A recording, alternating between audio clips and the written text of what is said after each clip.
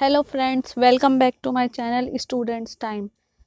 तो आज मैं आपके लिए संगम साहित्य के नोट्स बनाकर लेकर आई हूँ, जो कि आपके लिए बहुत हेल्पफुल रहेंगे क्योंकि ये एक इजी लैंग्वेज में है और मैं ये आपको समझा भी दूंगी। तो अगर आप मेरे चैनल पर न्यू हैं तो मेरे चैनल को सब्सक्राइब कर दें और बेल आइकन को प्रेस कर दें ताकि मेरी आने वाली हर वीडियो की नोटिफिकेशन आप तक पहुँचती रहे। और अगर आप और भी हिस्ट्री से रिलेटेड नोट्स देखना चाहते हैं तो आप मेरी प्लेलिस्ट में जाके चेक कर सकते हैं, वहाँ पर आपको नोट्स मिल जाएंगे। तो चलिए हम अपनी वीडियो स्टार्ट करते हैं। संगम साहित्य पर निबंध लिखिए। संगम शब्द से हमारा अभिप्राय मतलब संघ, परिषद अथवा संस्थान से है। वास्तव में तमिल कवियों, विद्वानों, ज्योतिषों और बुद्धिजीवियों की एक परिषद थी, मतलब एक ग्रुप था। तमिल भाषा में लिखे गए प्राचीन साहित्य को ही संगम साहित्य कहा जाता है। जो ये संगम साहित्य है, ये प्राचीन साहित्य है साउथ के लोगों का, जो कि एक प्राचीन समय में लिखा गया। इसी लिखे गए उनकी जो किताब है साहित्य, इसी को ही संगम साहित्य कहा जाता है, जिसमें इनकी हिस्ट्री के बारे में लिखा गया है। संगम काल में तमिल साहित्य की रचना हुई। संगम काल जो था उसमें तमिल साहित्य की रचना हुई। प्रथम संगम प्राचीन मथुरा में हुआ था। जो पहला संगम प्राचीन था वो कहाँ हुआ था? मथुरा में हुआ था। दुर्भाग्यवश इस संगम का कोई ग्रंथ नहीं है। दूसरा संगम कपाथपुरम में हुआ, जिसका केवल एक ग्रंथ तोलका प्रियमीर है। ये ग्रंथ तमिल भाषा का व्याकरण है। तीसरा संगम मथुरा में हुआ था। तीसरे संगम के 3 ग्रंथ उपलब्ध हैं। तो ये 3 ग्रंथ थे, लेकिन इनमें से सिर्फ एक ग्रंथ रह गया है, जो ये लास्ट वाला है। तीसरे संगम के जो हैं 3 ग्रंथ उपलब्ध हैं। संगम साहित्य के ग्रंथ। द्वितीय संगम का एकमात्र श्रेष्ठ ग्रंथ तोलकाप्रियम है, जो ऋषियों के 12 योग्य शिष्यों में से एक तोलकापियर द्वारा लिखा गया है। तोलकापियर, ये नाम याद रखना। तीसरे ग्रंथ से संग्रह किए गए ग्रंथ में 8 संग्रह मिलते हैं, मतलब 8 भाग मिलते हैं। ये देख लेते हैं हम।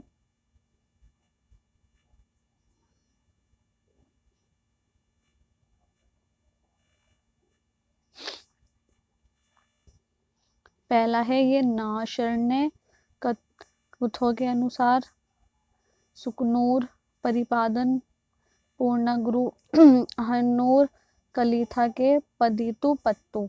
एक्चुअली ये साउथ की लैंग्वेज है ना, इसलिए ये वर्ड, तो ये वहीं के ग्रंथों के संग्रह के बारे में लिखा गया है। संगम साहित्य का महत्व। संगम साहित्य में उत्तर भारत और दक्षिण भारत के संस्कृत एक समन्वय पर प्रकाश डाला गया है।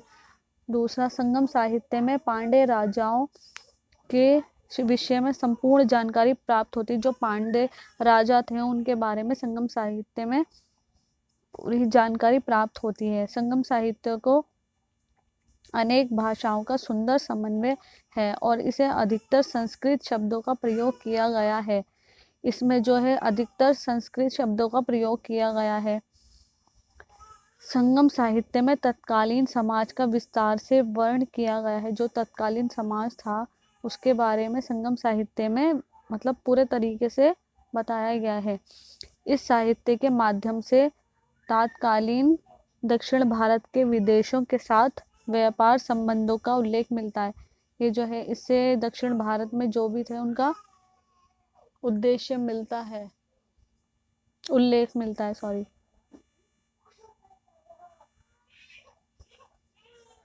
संगमकालीन समाज की विशेषताएं।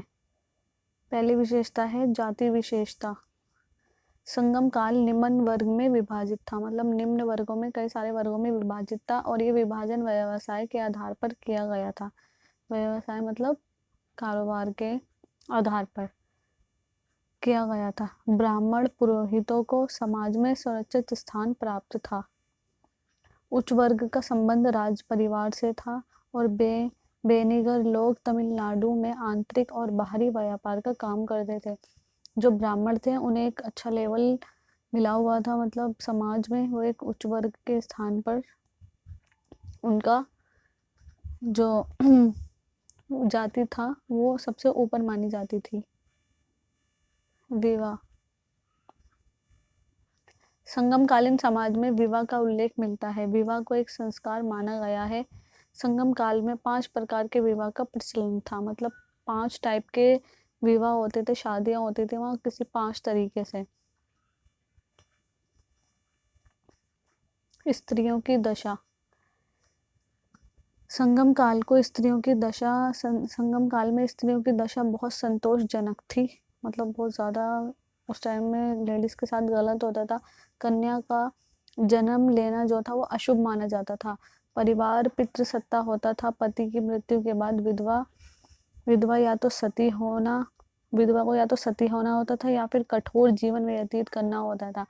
और जो प्रॉपर्टी थी, संपत्ति थी, उसमें स्त्रियों का कोई हिस्सा नहीं था, कोई भाग नहीं था। तो हम ये कह सकते हैं कि संगम काल में स्त्रियों की जो स्थिति थी वो अच्छी नहीं थी। शिक्षा। संगम समाज एक शिक्षित समाज था। इस समाज को संस्कृत समाज भी कहते हैं। समाज के सभी वर्गों में शिक्षा का समुचित प्रचार प्रसार था, मतलब सभी वर्गों में, मतलब हर एक हिस्से में, और जो भी वर्ग थे छोटे बड़े सब में एक ही जैसा था। छात्र साहित्य, विज्ञान, ज्योतिष, गणित एवं व्याकरण की शिक्षा ग्रहण करते थे। तो उस टाइम मैथ भी था, ग्रामर भी थी, और ये ज्योतिषी की भी पढ़ाई भी थी, तो बहुत सारी चीज़ें थी उस टाइम पर। धर्म। संगम समाज में धर्म को उच्च स्थान प्राप्त था। वैदिक और ब्राह्मण धर्म का प्रचलन तमिल प्रदेश में अधिक था, और कुछ लोग तमिल प्रदेश के देवताओं को मानते थे, तो कुछ हिंदू देवताओं की पूजा करते थे। तो हमें ये समझ में आता है कि संगम समाज में धर्मों का मतलब एक अच्छे लेवल पर उनका स्थान था। वैदिक और ब्राह्मण धर्म का ज़्यादा प्रचलन था, और कुछ हिंदू जो थे वो देवताओं की पूजा करते थे, और कोई देवताओं को मानते थे तमिल के प्रदेश के। मृतक संस्कार। तमिल समाज में मृतक संस्कार किया जाता था। विधवा घास को बिछाकर उस पर अपने मृतक पति को चावल का पिंड दान करती थी। ये उस टाइम जो होता था, मृतक के ऐसे संस्कार किया जाता था। इनका निवास स्थान। तमिल समाज में उच्च वर्ग के लोग पक्की ईंटों और चूने द्वारा निर्मित भवनों की ऊपरी मंजिल में रहते थे, मतलब ऊपर वाले फ्लोर में रहते थे, और नीचे की मंजिल में व्यापार संबंधी कार्य करते थे। जो भी अपना बिजनेस था वो करते थे नीचे के हिस्से में। निर्धन अथवा गरीब वर्गों के भवन बहुत सामान्य होते थे, मतलब छोटे होते थे, इतने होते थे कि वो उसमें रह ही ले। इनके मनोरंजन के साधन जो थे, तमिल समाज में मनोरंजन के भी अनेक साधन थे। वह लोग अपना मनोरंजन प्राय कविता, पाठ, गायन, नृत्य आदि द्वारा करते थे। इसके अतिरिक्त मनोरंजन के साधनों में मूर्ति कला, चित्रकला का भी विकास हो चुका था, और अन्य मनोरंजन के साधन के रूप में लोग क्या करते थे, कुश्ती लड़ना, शिकार करना, पासा खेलना और गोली खेलना आदि भी अधिक पसंद करते थे। तो आप ये जान चुके होंगे कि संगम साहित्य के काल में क्या था और क्या नहीं था। आई होप कि मेरी वीडियो आपके लिए बहुत हेल्पफुल रही होगी। तो अगर आप और भी हिस्ट्री के नोट्स मेरी प्लेलिस्ट में जाके चेक कर सकते हैं। तो अगर आप मेरे चैनल पर न्यू हैं तो मेरे चैनल को सब्सक्राइब कर दें और बेल आइकन को प्रेस कर दें, और ताकि मेरी आने वाली हर वीडियो की नोटिफिकेशन आप तक पहुंचती रहे। Thank you and thanks for watching.